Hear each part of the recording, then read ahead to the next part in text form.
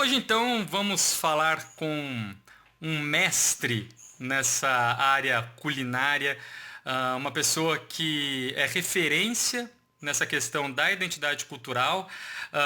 Ele é doutor e pós-doutor em Sociologia pela Universidade Estadual de Campinas, especializado em Sociologia da Comunicação, mantém o blog Boca Livre, um autor de uma série de livros na área, a Culinária Materialista, Estrelas no Céu da Boca, Culinária Caipira na Paulistânia, Formação da Culinária Brasileira, e eu não vou falar aqui porque com certeza eu vou pular mais um monte de obras e feitos nessa área.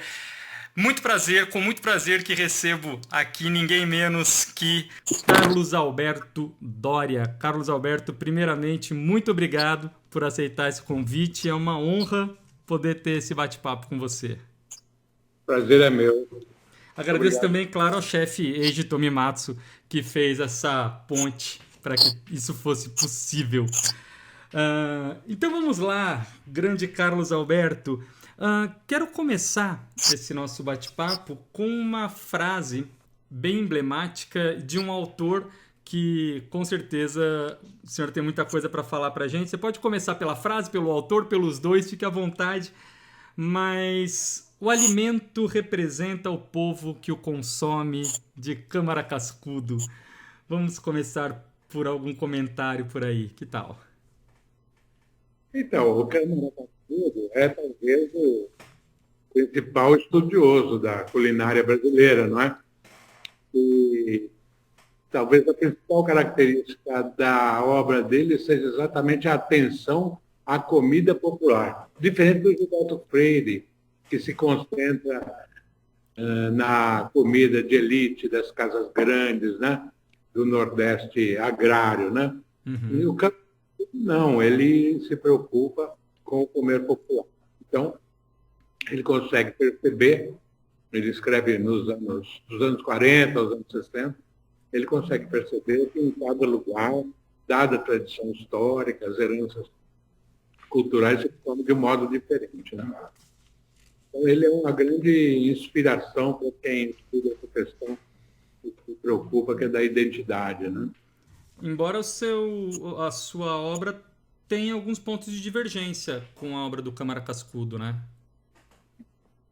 Bem, eu acho que todos os autores sempre têm convergências e divergências, né? Uhum. É, eu acho ele um dos principais autores e talvez o mais inspirador para mim. Então, agora, ele escreveu tem vários anos, né?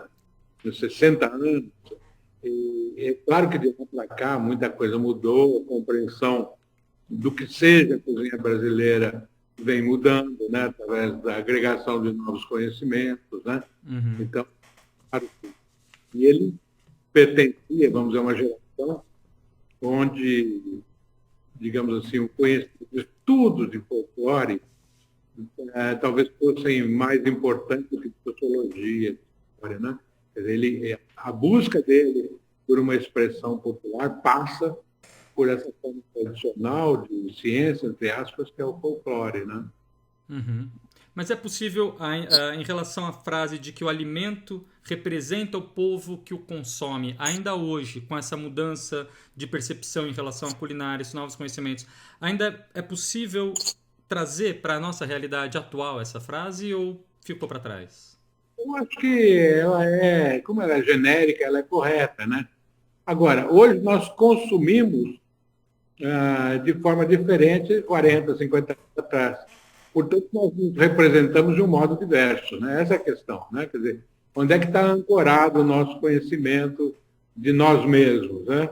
Uhum. Então, você tem uma abertura muito grande aos alimentos ultraprocessados, né? Que tem origem na indústria, né? Ao passo que, digamos, nos anos 50 do século XX, a industrialização ainda era incipiente e havia um peso maior das formas rurais de alimentação, as coisas mais tradicionais. Né? Uhum.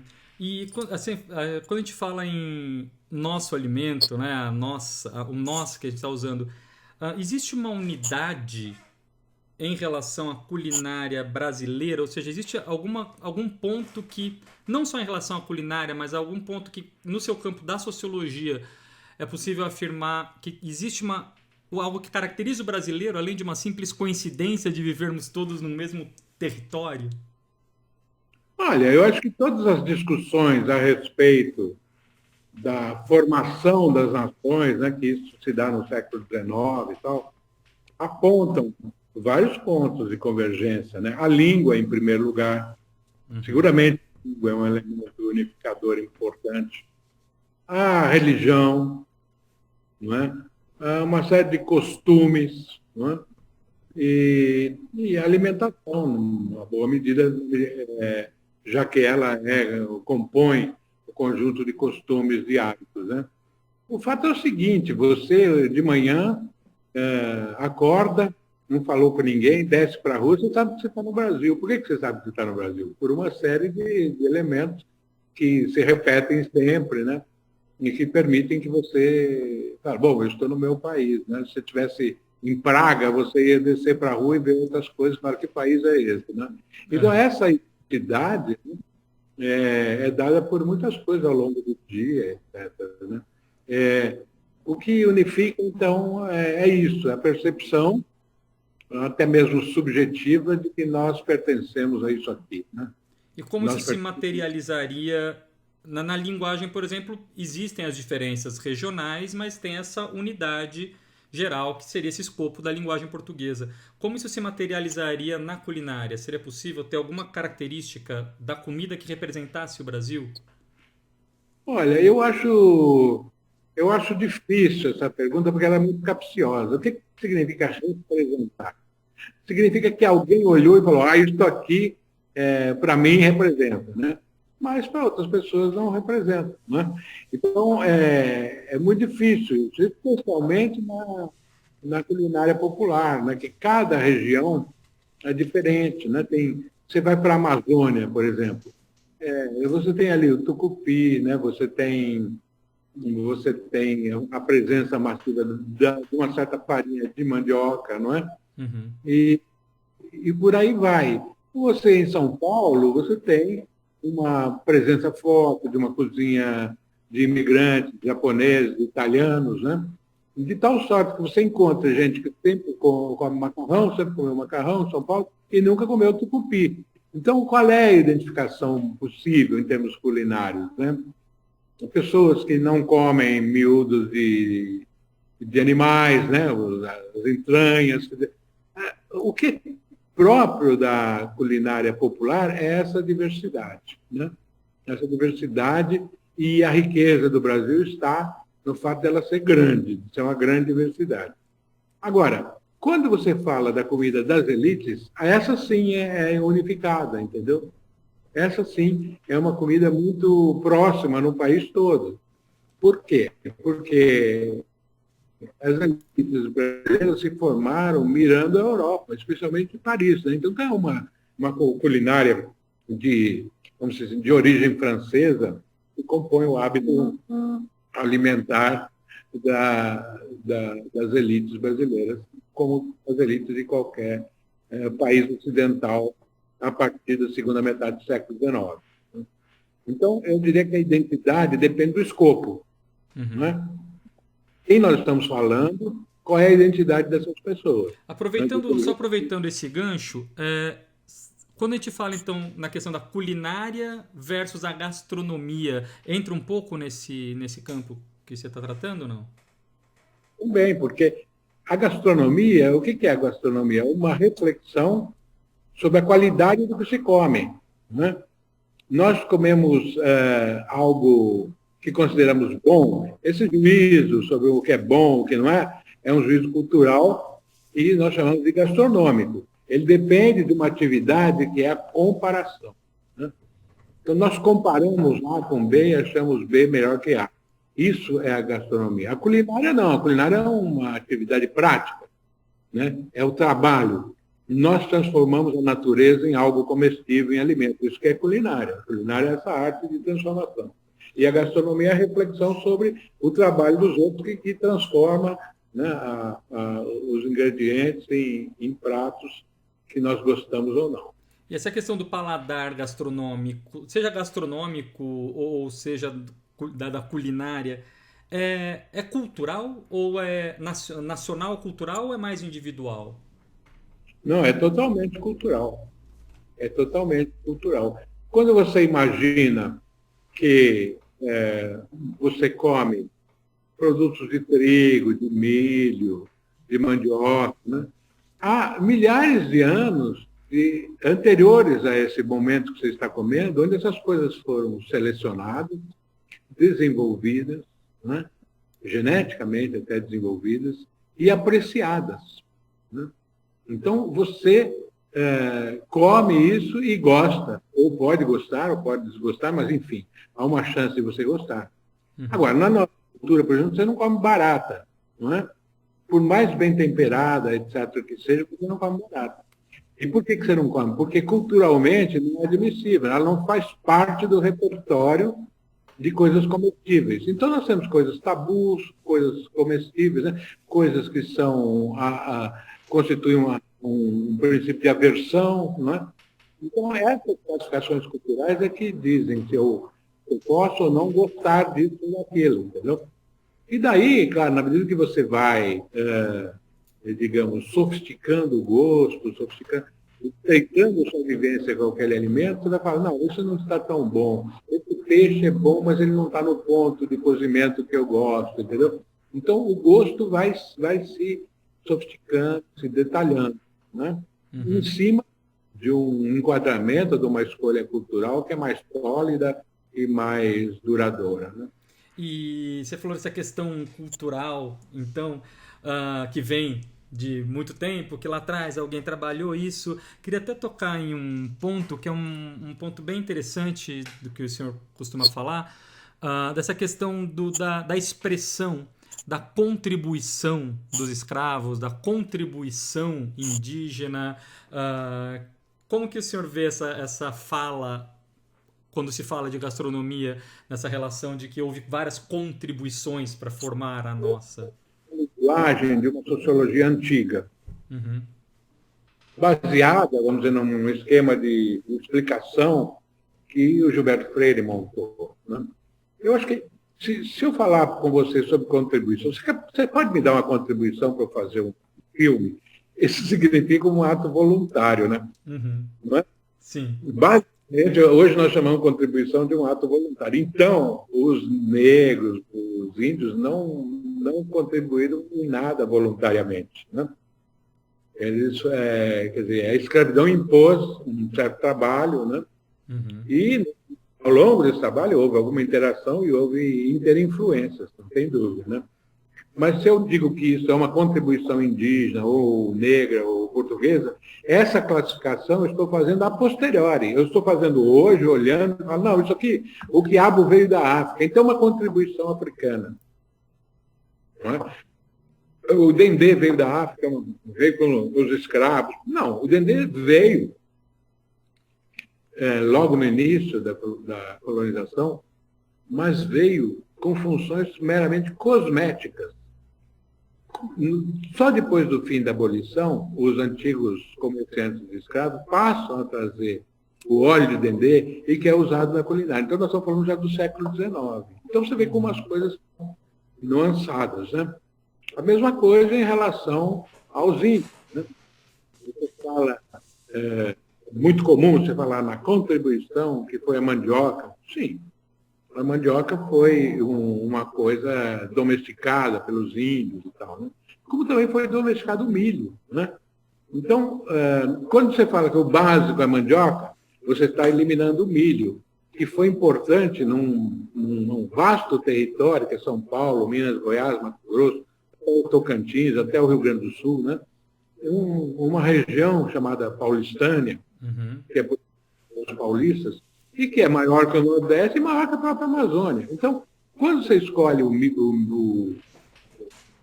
mandioca, você está escolhendo um ponto de vista da narrativa dessa história. Olha, eu vou narrar, mas o meu herói fica sabendo que é mandioca. Né? Agora, então, por que no seu relato o herói é mandioca e não o milho?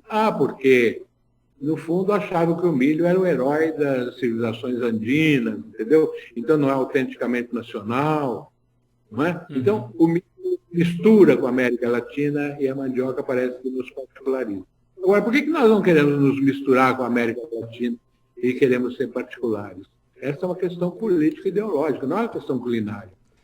E quando traz, então você falou do milho, da mandioca, e quando traz, por exemplo, quando a gente chega a um imaginário popular, fala-se em comida brasileira, fala-se logo em feijoada, né? Ah, porque feijoada na linguagem popular da contribuição dos escravos, enfim, pode ser que haja então uma certa romantização da escravidão ao dizer estamos consumindo o que era dos escravos ou não é por aí? Seguramente, porque todos os relatos sobre a formação da cozinha brasileira começam no período romântico, isto é, na segunda metade do século XIX.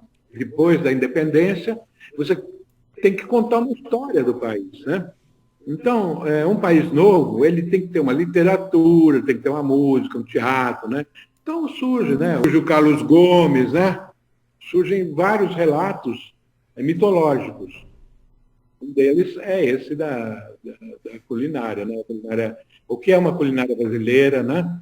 E o feijão, seguramente o feijão é um elemento central da dieta colonial, né? Uhum. Populares, né? E você vê as feijoadas. O que eram as feijoadas até então? As feijoadas eram cozidos de feijão, que já existia em Portugal, etc., né? Que continua existindo, não só para negros, mas para todo mundo, né? Você pega os relatos sobre a ocupação do interior de São Paulo, né? Onde não tem negros nessa época. Então tem lá, de manhã se come feijão com farinha, com toicinho, não sei o quê, né? Isso, digamos, é bastante geral. Aí chega um momento em que as pessoas começam, no fim do século XIX, as pessoas falam, olha, então essa feijoada que tem mais o arroz, mais a couve, mais a laranja, e com feijão preto é a feijoada brasileira. Brasileira. Tem um episódio curioso, assim que termina o Império, Dom Pedro vai para a Europa, né? Ele está em Portugal e querem prestar uma homenagem a ele. Então, o cozinheiro lá vai atrás de brasileiros que vivem lá, para o que é o prato? Ah, é feijoada. E como é que é a feijoada? É assim, assim. Daí fazem para ele uma feijoada. Entendeu? Fazem para o imperador a feijoada para ver o que ele tinha perdido. Né? Uhum. Então, esta fixação da feijoada como expressão da nacionalidade pertence a esse universo político ideológico do final do século XIX, começo do século XX. Né? Porque já se comia cozidos de feijão e continua se comendo, né? Inclusive com outras feições. Por exemplo, existe um cozido de feijões que não é um feijão preto e com legumes que se chama feijoada alagoana ou feijoada pernambucana. Né? Então, mas também são feijoadas. Uhum. Então, tem uma frase do Eric Hobsbawm, né, um livro inclusive, que ele fala da invenção das tradições. Talvez essa questão de falar de um prato típico possa entrar nesse conceito de uma invenção de tradição? Plenamente, quer dizer, é permanente. O processo de invenção de tradições não é uma época, é permanente. Né? Nós sempre estamos desvendando a história e estamos escondendo também aspectos da história. Né? Uhum. Tem. O brasileiro é um povo generoso, não é? Um povo hospitaleiro, um povo receptivo, né? Um povo harmônico. Até que, né, esse Brasil recente, isso aí se perdeu completamente. Né? Ninguém mais tem essa ilusão. Né? Então, aquela tradição inventada lá atrás, né, da cordialidade, foi por terra. Né? Então, nós estamos o tempo todo trabalhando isso. Né? Do ponto de vista da culinária, nós estamos envoltos hoje em várias tradições inventadas, ou estamos inventando. Por exemplo, uma de São Paulo, né, vamos dizer assim, a capital gastronômica do Brasil, porque ela expressa a convergência de várias culinárias. Tal. Bem, tudo bem, mas não é isso a virtude, né, da cidade. Qual seria? Pouca gente consegue ver isso como virtude. Quando se Então, fala, então, nessa culinária paulistana, então, a gente estaria falando em quê? nós estamos falando, nós estamos vocalizando um discurso de sentido estritamente turístico, não é? Por que você precisa dizer que isso aqui é uma convergência, uma harmonia de várias cozinhas do mundo todo? Isso é um motivo turístico, né? Assim como quando você tipifica a cozinha do Nordeste, tipifica a cozinha do Norte, né? A grande dificuldade está em você tipificar aquelas coisas que são muito próximas. Qual a diferença entre o que se come em Pernambuco e o que se come na Paraíba? O que se come em Sergipe, o que se come na Bahia, entendeu? Então, quando você está ali nessa fronteira, é muito difícil. Então, você vai ler a culinária da Paraíba, é engraçado, porque, não, mas aqui a gente põe o caldinho do feijão por cima e não por baixo. Né? A gente cozinha a lagosta 10 minutos, e não 15, como em Pernambuco. Então, começa a aparecer detalhes ridículos. Né? Uhum. Detalhes que, do nosso ponto de vista, quem olha o conjunto, parecem ridículos. Né? Mas é necessário fazer essa diferença e marcar essa diferença se o objetivo é roubar pegar um turista no sul e fazer com que ele vá para Paraíba e não para Pernambuco. Né? Então vem para cá, porque aqui nossa. Então esse aspecto competitivo da nossa cultura é que necessita da tipicidade. Isso não é uma característica só do turismo, desse turismo. Você vê, quando se discute terroir, a mesma coisa. O que é terroir? Né? É uma categoria competitiva. Né? O meu terroir é mais virtuoso do que o seu. Quando eu afirmo isso, e procuro provar com argumentos, com A mais B, eu estou querendo ocupar um lugar no mercado que, em parte, talvez seja seu. Né? Então, eu diria que assim como a culinária pode ser vista como uma atividade cooperativa, ela pode ser vista também, em outro plano, como competitiva. Em tempos de Né? MasterChef. Exatamente, quer dizer, não só a competição de pessoas, mas a competição de cidades, de países, de regiões. Né? Uhum. Então, essa questão de falar em prato típico nacional seria uma questão da indústria hoteleira, da indústria do turismo. Basicamente, né? Basicamente. Eu acho que eu vou a um destino turístico, né? E o que eu como lá? Quer dizer, o guia Michelin nasce assim, né? Para dizer o que você come onde você vai de carro. Né? Aqui Uhum. tem uma história, tem, né? Então, onde eu vou dormir, onde eu vou comer e comer o quê? Esse é o espírito do guia Michelin no começo do século XX. Né? Então, ele persiste, digamos assim, como uma estratégia de envolvimento de pessoas. Né? E interessante você comentou dessa questão, então, que a própria característica da culinária brasileira seria a própria diversidade regional, ao passo em que foi destacada uma questão temporal. Existe uma influência histórica temporal mesmo dentro dessa diversidade? É possível falar em regiões como na arte, por exemplo, na literatura, como você bem destacou, existe essa relação direta, período histórico e manifestação artística. Dentro dessa diversidade, é possível traçar uma relação período histórico e culinária? Sim, sem dúvida. Enquanto o Brasil foi colônia, eu diria que as elites procuraram reproduzir assim, o padrão culinário da metrópole. Né? E eu acho que a obra do Gilberto Freire é a que melhor descreve isso, quer dizer, a proximidade, quando ele faz o elogio da doçaria, mostrando as suas raízes portuguesas, etc. É isso que ele quer mostrar, né? Como é que o Brasil é uma espécie de Portugal nos trópicos, né? O que ele chamava de uma cozinha luso-tropical, né?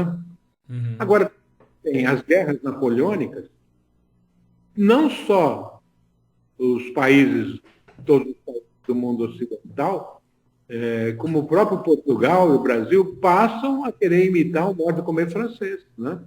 Então você tem a difusão de técnicas francesas, de pratos, né?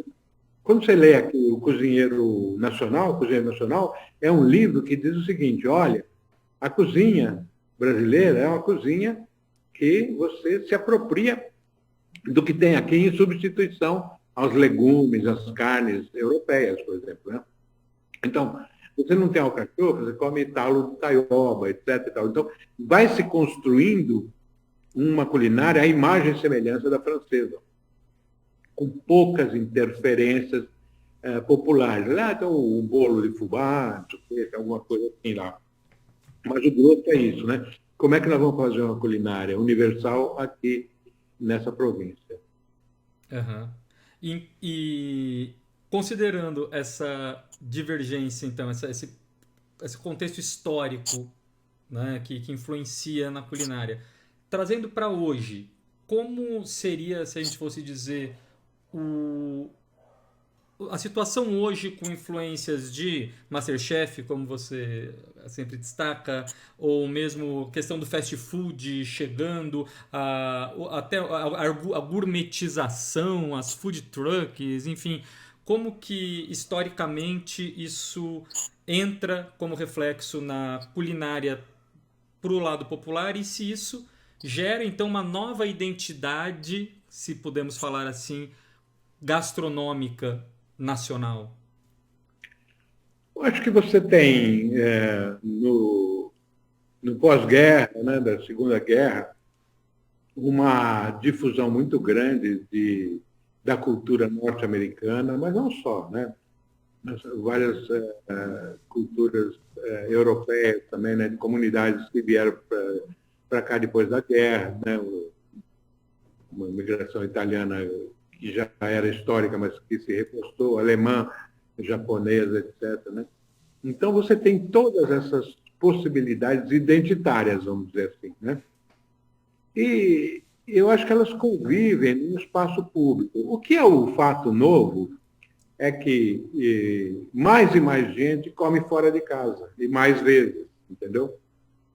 Então, aí você tem que exercer uma escolha em torno de uma alimentação que lhe é oferecida nos meios urbanos, né? Que não é exatamente ligada a essas tradições ou é a essas tradições já peneiradas, né? Ou transformadas. Então você vai ver, né, no espaço público, por exemplo, temaki. Temaki não tem no Japão. Então, é uma coisa de uma identificação que só pode ser brasileira, não é japonesa. Né? Você tem, mesmo na cozinha italiana, né? O bife milanesa, né? O parmigiana, isso não existe na Itália. A parmigiana é uma invenção argentina, né? É uma invenção argentina. E que entrou no Brasil e pegou, né? A gente acha que está comendo comida italiana, né? Então, o espaço público se dá em meio desses ruídos, desse confronto de experiências, né? Em que eu vou classificando, isso aqui é japonês, eu só como temaki, né? Só como, enfim, bife milanesa, parmigiana, ou polpettone, né? Essas coisas. Eu vou construindo um repertório que me faz confortável. E aí, para me comunicar com você, eu falo, eu gosto mais mesmo de cozinha italiana. E você sabe que eu estou falando do Então, parmigiano. parmigiana. Então, essa é uma ilusão que nós partilhamos e nos dá conforto do mesmo jeito. Existe uma ilusão, então, sobre o que seria a própria culinária brasileira? Sem dúvida.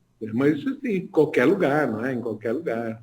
Ah, Você tem essas influências em toda parte, né? Então você pega o hambúrguer vem de onde? Da Alemanha, não é? Os americanos acham que é americano, né? Tá certo? Então, quer dizer, por isso a origem histórica não é tão útil para entender o presente, entendeu? aham. Entender o presente, você quer fazer o percurso dos hábitos das pessoas, né? Por que elas comem no almoço, já que elas comem no café da manhã, né? Como é que compõe esse pacote de alimentos que totaliza aí 1 quilo e pouco por dia, né, que você come, Aham. né? E Como é que assim como a gente tem esse... Perdão, pode falar. acho que se compõe segundo a região que você está, segundo o seu extrato de renda, segundo a sua experiência cultural familiar, entendeu? Ou a falta de, não é? Uhum. Por exemplo, quando é que você decide comer uma comida japonesa? Eu tinha uma empregada que dizia assim, olha, minha filha, ela trabalha na limpeza de um shopping center. E faz uns 2 anos que ela vem me dizendo que vai comer sushi, vai comer um peixe cru. Quer dizer, a pessoa convive diariamente com aquilo, leva 2 anos para decidir que vai pôr aquilo na boca, não se tem desejo de pôr aquilo na boca, né? Uhum. Então é assim que é o nosso gosto, né? Essa coisa errática, né? Estimulada por vários motores, né? A curiosidade pessoal, o meio de renda, etc. E essa questão que você, voltando um pouco do que você destacou, de hoje as pessoas comerem mais fora de casa, isso, em que ponto isso pode influenciar nessa relação tão próxima, cultura, quando a gente fala identidade, cultura popular, e identificar isso também com a alimentação, assim como música e arte, enfim, no sentido de a alimentação talvez perder por sair do ambiente doméstico, perder esse caráter também afetivo, o momento do comer, eu convido amigos para comer, isso talvez também faça parte da cultura. A pergunta então é se isso pode afastar um pouco a alimentação de quando se fala de cultura e identidade popular ou não? Não, eu acho o seguinte, você não tem mais a unidade afetiva familiar como você tinha 50 anos atrás, não é mais assim, né? Hoje, os americanos passam 50 minutos juntos em refeições por semana, entendeu? Uma coisa assim. Antes a gente passava isso 1 hora ou mais por dia, né? Uhum. Então, essa convivência familiar em torno da alimentação vai diminuindo de importância. No entanto, você com muita frequência sai do escritório, vai tomar um chopp, comer uns bolinhos de bacalhau, coisa assim, com amigos. Que Então, é português, pelo menos, bolinho de bacalhau? né, aí você passa horas nesse convívio. Então, eu diria que os círculos afetivos se movem também, não é? Não só o comer, mas toda a sociabilidade que isso implica, não é? Eu não tenho dúvida que essa. Então, a identidade, baseada no afeto, por exemplo, ela se desloca, né? Uhum. Você vai ter que ter outros vínculos com os seus familiares para que eles se sustentem, porque a refeição não vai mais ser esse substrato material que foi, ou pelo menos não será mais como foi. Certo. E voltando então, pegando outro gancho, aquela questão do temaki que não tem no Japão, até brinquei agora, será que pelo menos o bolinho de bacalhau é português? É. Então, assim como a gente tem criações que a gente considera que são típicas de outros lugares, existe no exterior alguma imagem que se faz do Brasil que não tem nada a ver com o Brasil? Como Olha, eu não sei, vendida? é muito difícil isso, né? Mas muito difícil porque é muito amplo. Você está falando do mundo, né? Sim. Mas puramente, né? Eu leio alguns livros de culinária francesa, mais históricos, assim, né? Mas de receitas, né? Do começo do século XX e tal. Tá lá, tapioca, pudim de tapioca, entendeu? É a tapioca que vem. Você pega um cara como Escoffier, tem a sopa brasileira, que é com feijão preto, isso aqui, né? Parece um caldinho de feijão, com algumas coisas assim. Então, eu acho que alguma coisa repercute, né? Hoje você tem nos Estados Unidos algum impacto do pão de queijo, né? Você tem um impacto muito grande do churrasco, né? Dessa forma que nós comemos, né? Do rodízio, né? Até uma série de churrascarias brasileiras tem representação no mundo todo, no Japão, na China, etc. Né? Então, você tem isso, seguramente. Mas Né? esses são O elementos que açaí, são do Brasil, né? Não tem nada assim o como um açaí, temaki que não existe no Japão e a gente acha que existe. Você já chegou a ver lá fora falar que isso é brasileiro e no Brasil realmente não existe? Como um temaki não, aqui? isso eu não conheço, não. Mas deve ter, por que não? Porque a imaginação é universal, né? Né? Deve ter. E quando você pensa no inverso, também trazendo para o Brasil, ah, quais seriam os elementos, se é que é possível falar algo assim pontual, mas quando se faz uma adaptação dos pratos estrangeiros para o paladar brasileiro, ah, quais seriam os pontos principais dessa necessidade? Quando você olha para um prato e fala, isso aqui tem que adaptar a um restaurante, por exemplo, ao gosto brasileiro, como se diz. O que seria esse gosto brasileiro? É possível falar isso? Eu acho difícil você falar de um gosto brasileiro, porque significa abstrair a regionalização do gosto, né, e dar a Uhum. ele uma generalidade que nada tem além da língua, né? Além da língua portuguesa, nada tem uma generalidade assim tão grande, né?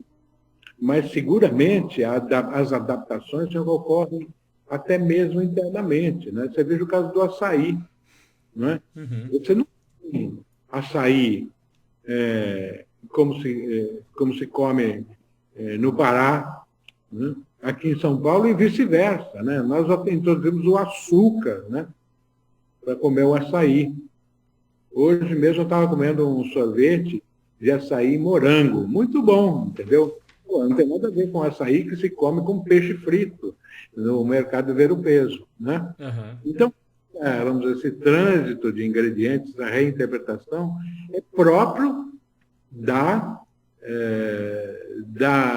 das regras da culinária, né? Quer dizer, a sua adaptação. E é isso que alavanca a permanência de certos ingredientes como o açaí. É evidente, hoje você já tem pesquisa, né, da Embrapa, que desenvolveram o açaí de sequeiro, né, que vai se plantar e cultivar em terra seca. Então, isso vai dar uma perenidade para o açaí que ele não tinha até recentemente. Né? Quer dizer, vai ser um elemento. Provavelmente ele vai ser até produzido fora do Pará, né? Como o cupuaçu, no sul da Bahia. Né? Quer dizer, há uma dinâmica econômica e se impõe, né, para os produtos que caem no gosto popular e que vai transformando a própria estrutura produtiva. Né? E por que o açaí vai se produzir mais próximo do sudeste? Né? Por que o cupuaçu? Por causa da logística, né? Dos custos de logística. Né? Então, o que faz a Embrapa tem interesse em desenvolver essas variedades e tal. Né? Aliás, você falou essa questão de a gente introduzir o açúcar. Um ponto que eu queria até comentar é essa questão do Gilberto Freire e do Câmara Cascudo falarem essa questão do muito doce como ser algo nosso e já vi algumas entrevistas o senhor discordando um pouco disso, né? É, na verdade, você pegar, por exemplo, um cara como o Saint-Hilaire, né? Um viajante do século XIX e tal, ele diz claramente, né, que em Minas você tem um hábito muito grande de se comer canjica, absolutamente insonsa. E que os europeus não conseguem comer aquilo sem pôr açúcar e leite. Quer dizer, então quem introduz esse leite? Né? Quer dizer, o brasileiro comia sem açúcar, sem leite, e são os europeus que enchem de açúcar. Né? Então, eu acho que essa negociação em torno do açúcar é igual ao processo de ocidentalização do gosto brasileiro. Né? Então, esses dois autores que você citou, eles identificam o açúcar com a colonização. Quer dizer, quando você está falando da chegada dos portugueses, você está falando do açúcar. Né? Mas e o doce? Os índios não conheciam doce? Claro que conheciam. Uhum. Né?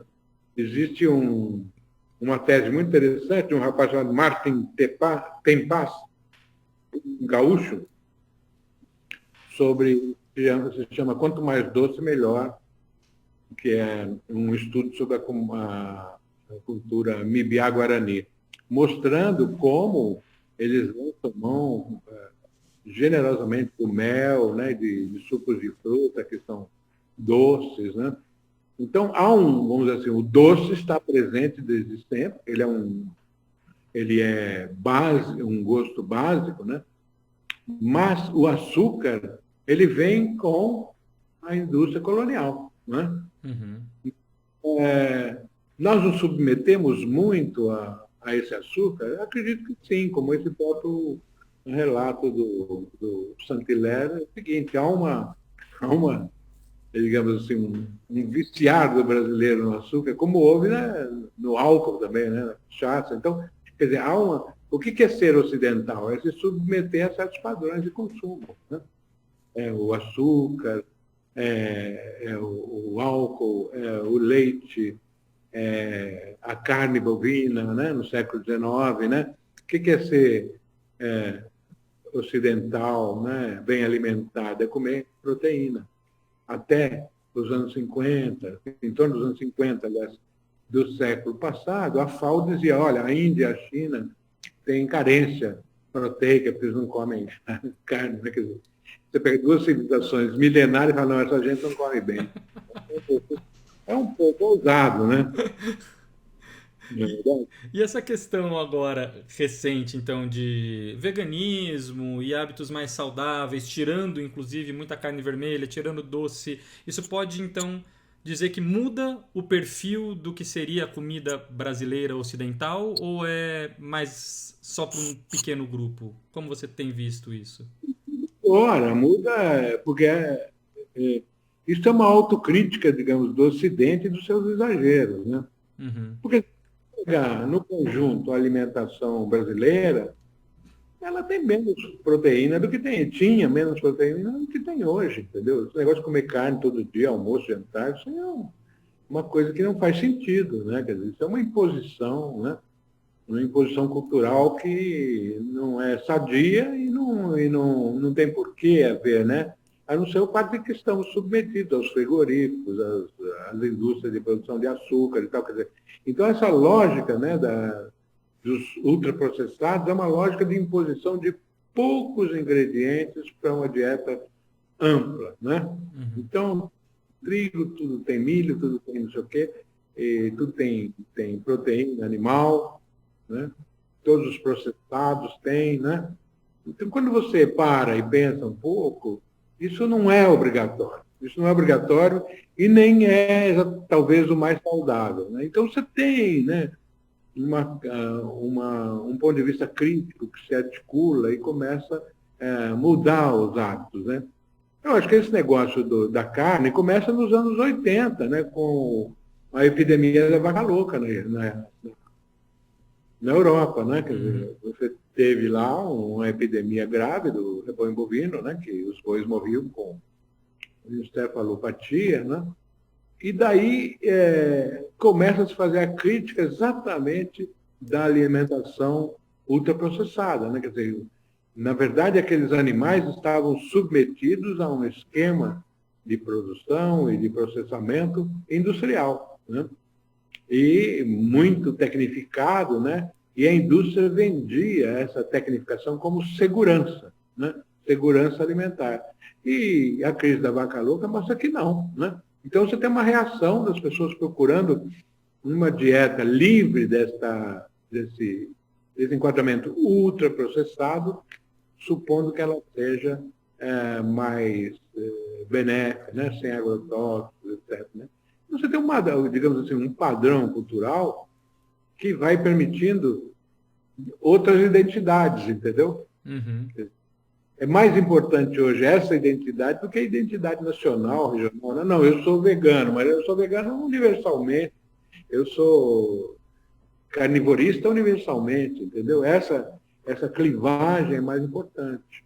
E aproveitando essa questão dessa divergência da identidade, tomando um pouco por base um livro que inclusive o senhor fez uma resenha no blog do Edson Leite, do Gastronomia Periférica, como que entra essa questão do centro-periferia também nessa construção de uma identificação de grupo?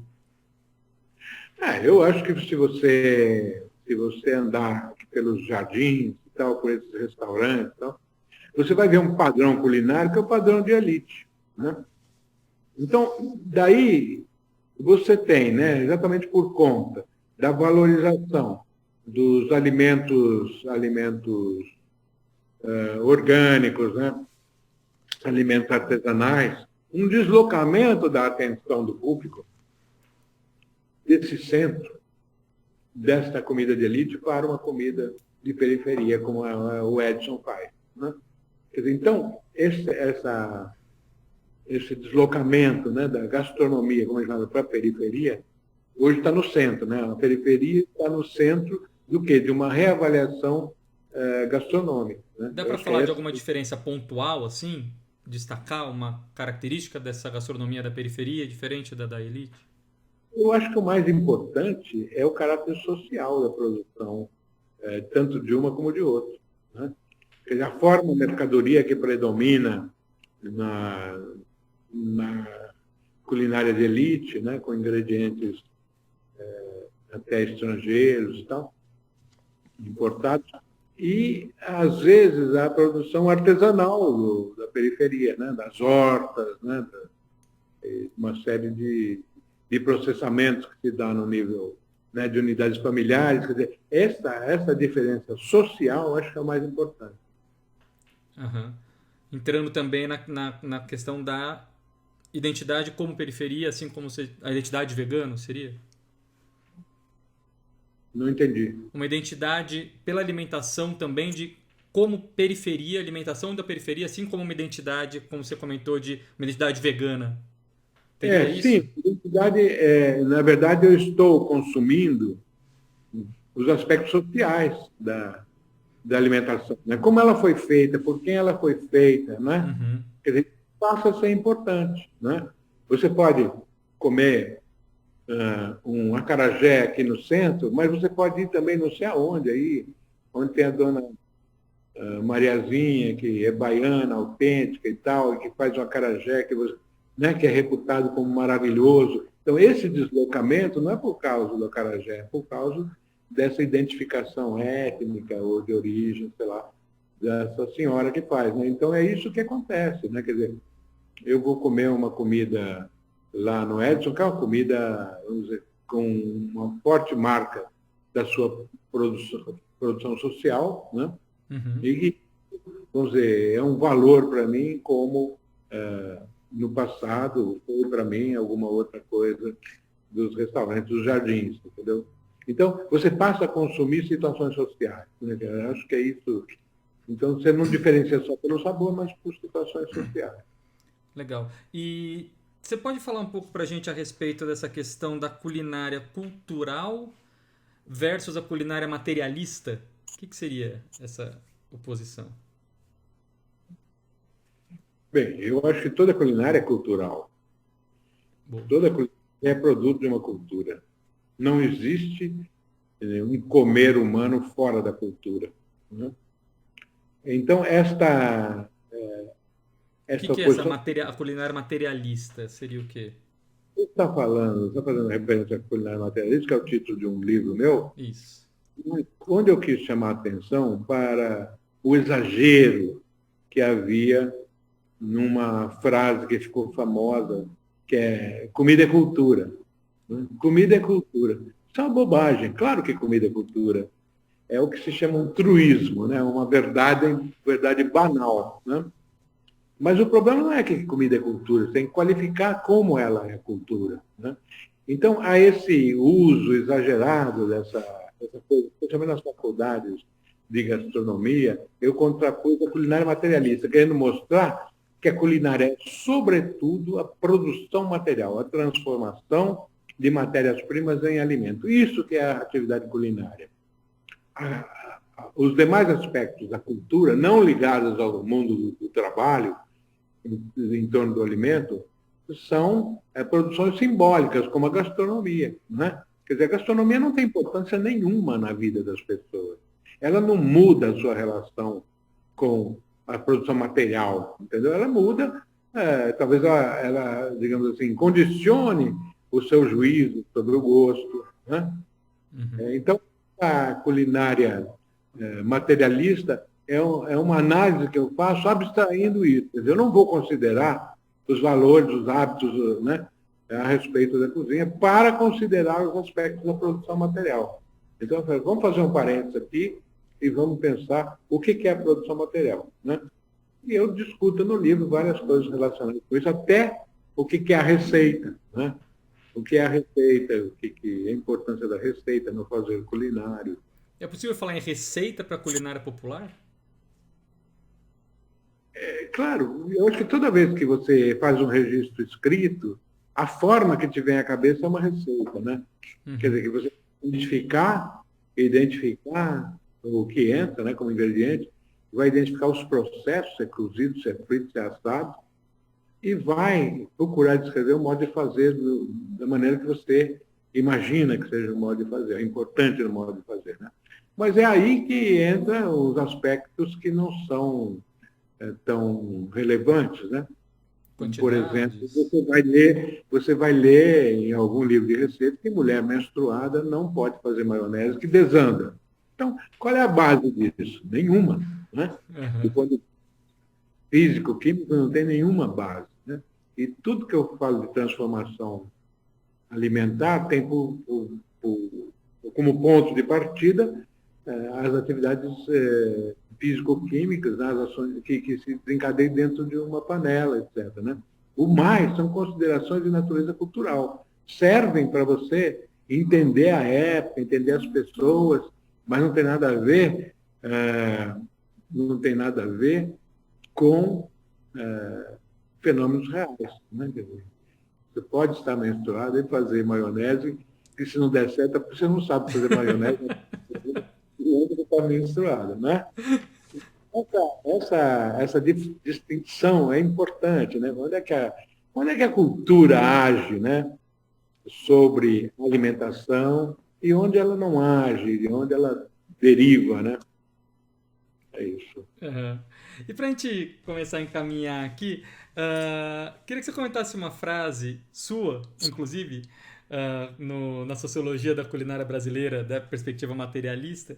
Você diz que o estudo da sociologia da culinária, como sabemos, tem como fronteira a nossa ignorância e não normas legais. O que seria a ignorância como fronteira na sociologia culinária? Veja, como você não tem exatamente o hábito de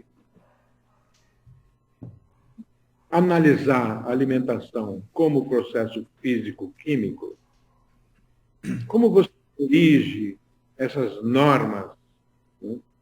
Essas normas de procedimento, né? De mulher menstruada pode ou não pode fazer e tal.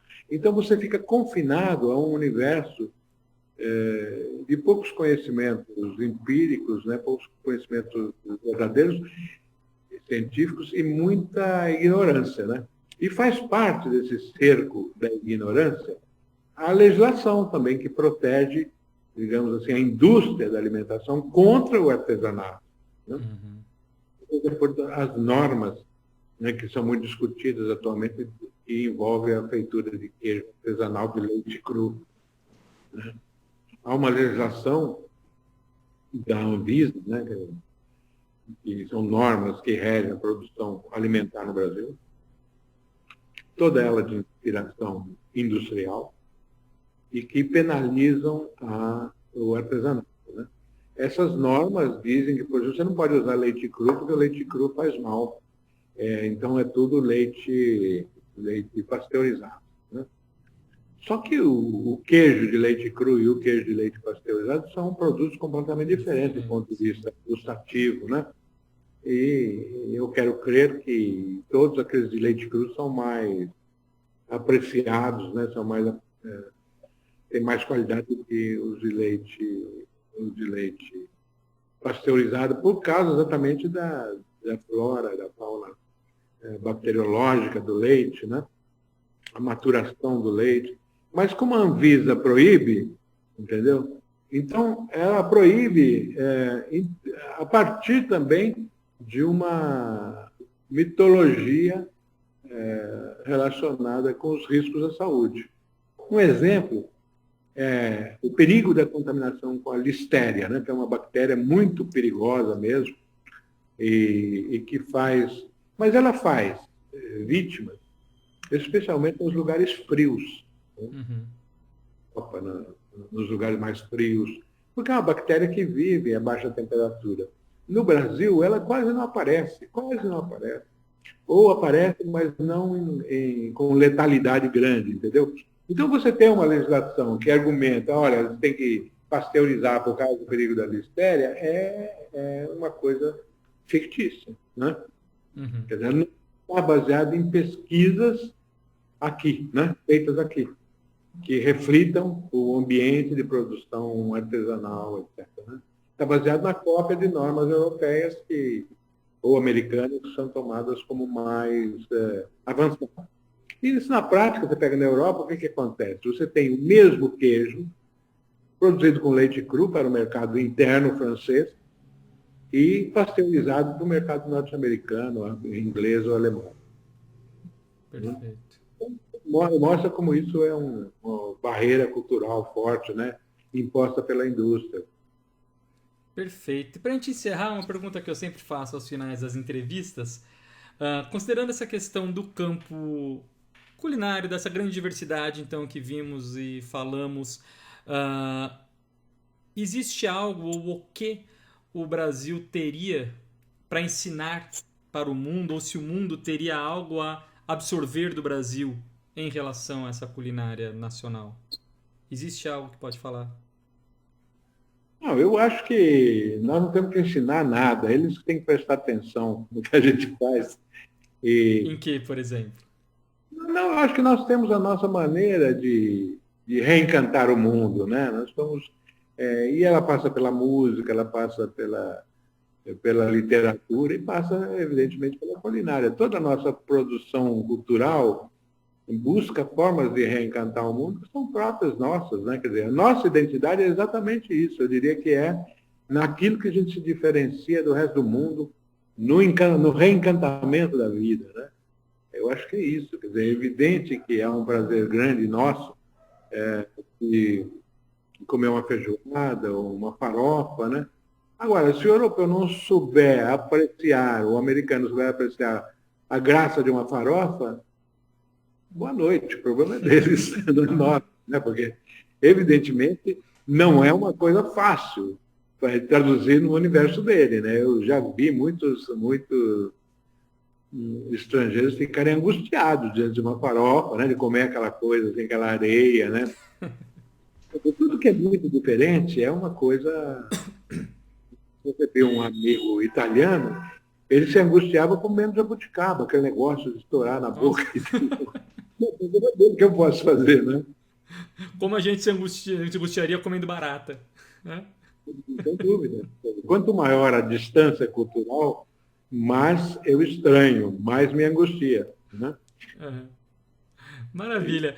Mestre Carlos, muito obrigado por esse bate-papo. Foi excelente. Obrigado mais uma vez por ter aceitado o convite. E alguma consideração final?